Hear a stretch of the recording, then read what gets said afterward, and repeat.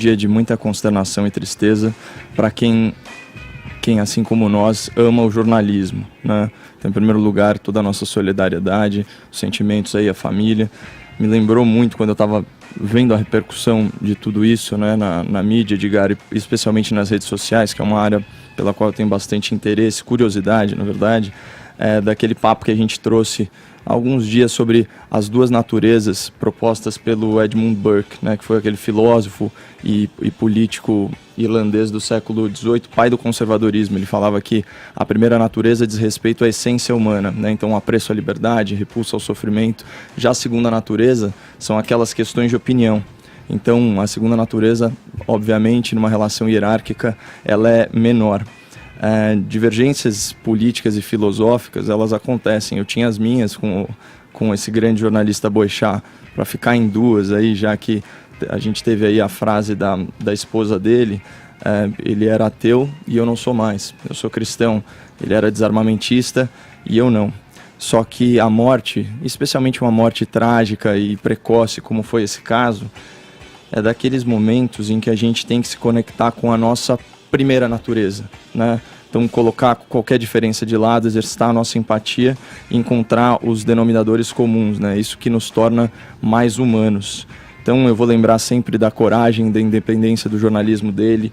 Eu vou sempre relembrar desses vários relatos dos colegas de trabalho, em especial do Augusto Nunes, que falou de como Boechat era um homem verdadeiro e generoso.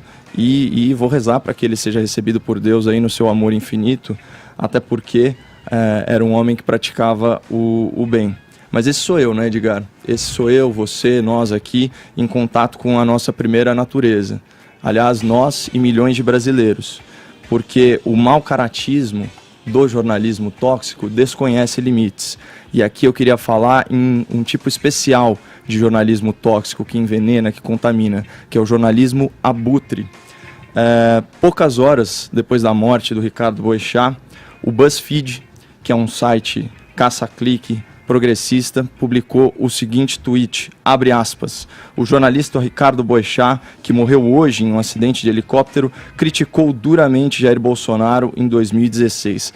Esse tweet era acompanhado de um vídeo editorial muito crítico, como era da natureza desafiadora do Ricardo Boechat, a uma fala do então deputado federal. Lógico que isso pegou super mal, e a emenda saiu ainda pior que o soneto, porque 40 minutos depois eles publicam outro tweet dizendo: em 2016, Boechat criticou o ex-presidente Lula, que havia declarado: não tem uma viva alma mais honesta do que eu. Nesse caso, disse Boechat, também é uma das mais ignorantes de todas, porque não sabia de nada. Você vê, tentar corrigir um erro, errando mais ainda, né? Errar é humano, errar de novo, insistir no erro é burrice e uma falta de sensibilidade. Na verdade, é nojento, mas o uso político da morte de um colega de profissão não chega, acho que nem aos pés da nota que foi publicada em outro site caça-clique, que é o Catraca Livre, pelo Gilberto de Menstein. O título dessa nota é: Ricardo Boechat é a pior perda na era Bolsonaro. E eu já fiquei revoltado ao ler as tags dessa nota. As tags eram Bolsonaro, Jair Bolsonaro e Ricardo Boechat. As tags são aquelas marcações que você usa para indexar a notícia e fazer ela ser localizada nas ferramentas de busca. Abre aspas para Gilberto de Menstein. Em qualquer momento, Ricardo Boechat seria uma perda profissional, ainda mais grave na era Bolsonaro. A era Bolsonaro é a era da ameaça ao jornalismo independente. A liberdade de expressão é vista com desconfiança. Somos acusados de ser inimigos do povo, urubus malandros, picaretas, né?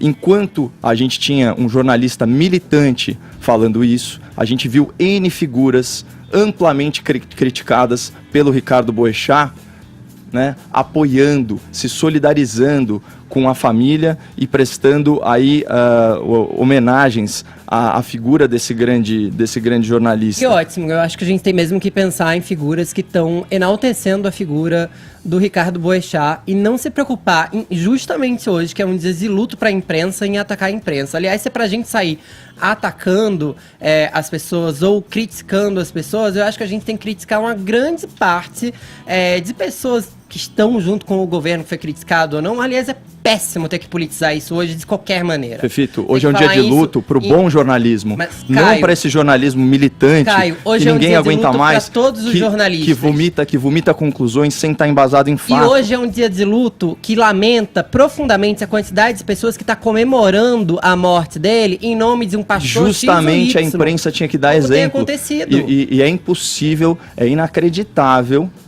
que você vá defender essas publicações do BuzzFeed e da Catraca Livre. Eu não tô defendendo ninguém, Caio. Então, o que eu tô aqui dizendo é que hoje é o dia de a gente enaltecer a figura do Boechat.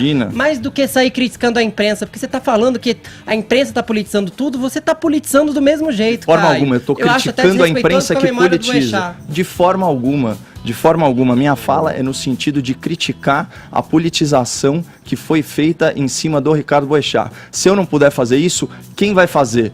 Quem vai fazer? Porque todo mundo, porque nesse espírito corporativista que existe, todo mundo passa pano para esse tipo de jornalismo militante. E outra coisa, falar em liberdade de expressão, falar em liberdade de expressão, né, como dá a entender o senhor Gilberto de Menstein, ignorando tantas propostas que, graças a Deus, não foram vitoriosas, de regulação social da mídia, por exemplo, né, e se para ele serviu a carapuça de, como ele diz, abre aspas, inimigo do povo, urubus malandros e picaretas, beleza. Eu acho, como eu aprendi com o professor Augusto Nunes, que adjetivo no texto é muleta.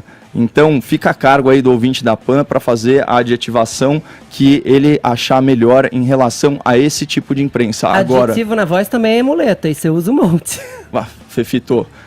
Então, peraí. Então, não vamos julgar a imprensa, que você tá junto da imprensa agora, Caio. Você tá fazendo jornalismo opinativo junto com todo mundo. Você pode ser formado em direito, mas nesse momento você tá num programa jornalístico. Sim, então, o que isso tem a ver com o que eu falei? Eu tô te colocando no mesmo saco. Porque não adianta você criticar a imprensa dizendo que adjetivo pra imprensa é muleta, quando você tá fazendo a mesma coisa. Mas ainda bem que tem alguém na imprensa fazendo autocrítica, né, porque Fefito? só você tá certo? Não é. Eu tô fazendo uma crítica, eu não estou falando que eu estou certo, eu estou mostrando outro lado do que é a verdade. E é a partir de diferentes pontos de vista que a gente consegue ter uma visão objetiva do que é certo, do que é errado e formar a nossa opinião. Agora, deveria ser nessa bancada, deveria ser ponto pacífico que o Gilberto de Menstein fez é incorreto. Você não acha que é incorreto o que ele fez? Você não acha que a postura do BuzzFeed foi nojenta?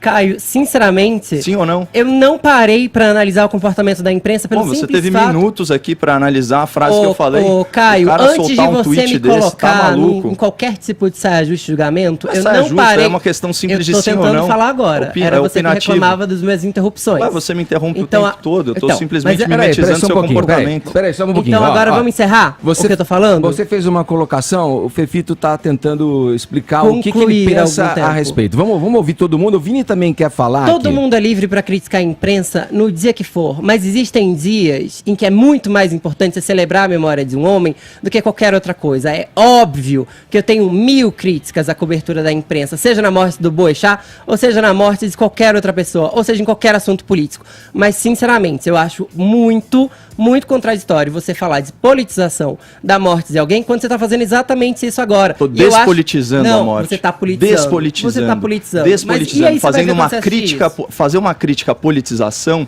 não significa politizar para outro lado. Essa é a dificuldade que você tem que entender, que desideologização não é a mesma coisa que ideologização, que combater a doutrinação, que combater a doutrinação não significa doutrinar em sentido oposto. Você está confundindo conceitos. Deixa eu só colocar uma coisa. Será que o BuzzFeed, não sei, o Catraca Livre, no que você citou aí, não estava querendo exatamente ressaltar uma qualidade que o Boechat tem como jornalista, fora da bolha, que destoava do senso comum e era capaz de criticar tanto o governo que está aí, quando tem que ser criticado na visão que ele tem da verdade, e o governo passado, do Lula, como o BuzzFeed fez na sequência um post também. Será que ele não queria dizer? O Boechat é um cara diferenciado por isso, porque ele não está na bolha. Ele não está falando junto de uma horda que fala em uníssono.